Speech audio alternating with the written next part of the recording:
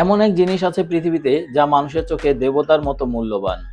হাজার বছর ধরে রাজা-বাদশারা এর জন্য যুদ্ধ করেছে, সাম্রাজ্য ধ্বংস হয়েছে, আবার নতুন সভ্যতা গড়ে উঠেছে। এই ধাতুর ঝলকে পাগল হয়ে গেছে গোটা মানব সভ্যতা। কিন্তু প্রশ্ন হলো, কোথা থেকে আসলো এই ধাতু? কেন এই ধাতু পৃথিবীর প্রতিটি মানুষের কাছে এত আকর্ষণীয়? বন্ধুরা, আজকের এই ভিডিওতে আমরা যাব হাজার বছরের এক যাত্রায়, যেখানে খুঁজে বের করব সোনার জন্ম, এর ইতিহাস, উত্তোলন প্রক্রিয়া আর বিশ্ববাজারে রাজত্বের গল্প।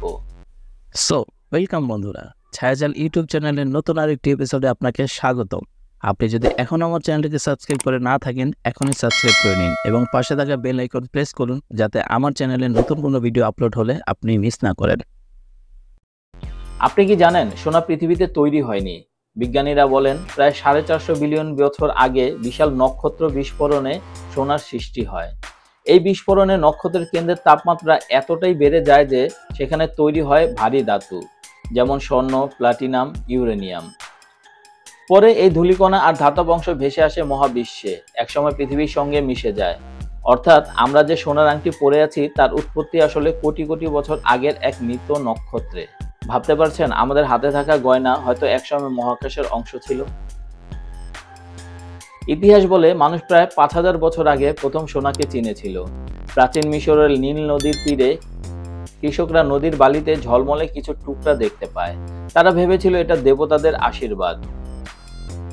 ধীরে ধীরে তারা বুঝলো এই হলুদ ধাতু শুধু সুন্দরই নয়, নরম ও সহজে গলানো যায়। তাই তারা এটি ব্যবহার করতে শুরু করে রাজমুকুট, গহনা, মন্দিরের অলংকার, এমনকি মৃত রাজাদের মমির সঙ্গে। এরপর আসলো গ্রিক, রোমান ও মায়া সভ্যতা। তারা সোনা দিয়ে বানালো মুদ্রা, দেবতার মূর্তি আর গৌরবের প্রতীক। সোনা তখন আর শুধু ধাতু ছিল না, এটি ছিল ক্ষমতা, বিশ্বাস আর শ্রেষ্ঠত্বের প্রতীক। সোনা খুঁজে পাওয়া যতটা কঠিন, তা উত্তোলন করা তার চেয়েও কঠিন। প্রথমে এক্সপ্রেশন করে মাটির নিচে সোনার উপস্থিতি নির্ধারণ করা হয়। এরপর ড্রিলিং ও বিস্ফোরণ ঘটিয়ে পাথর ভাঙা হয়। এই ভাঙা পাথরকে নিয়ে যাওয়া হয় ক্র্যাশিং মেশিনে, যেখানে তা গুঁড়ো করে মিশানো হয় রাসায়নিক পদার্থের সঙ্গে, যেমন সায়ানাইড ও কার্বন সলিউশন। এতে সোনা আলাদা হয়ে যায় অন্য খনিজ থেকে। এরপর এই সোনাকে ভাটিতে গলানো হয় প্রায় 1000 ডিগ্রি সেলসিয়াস তাপে।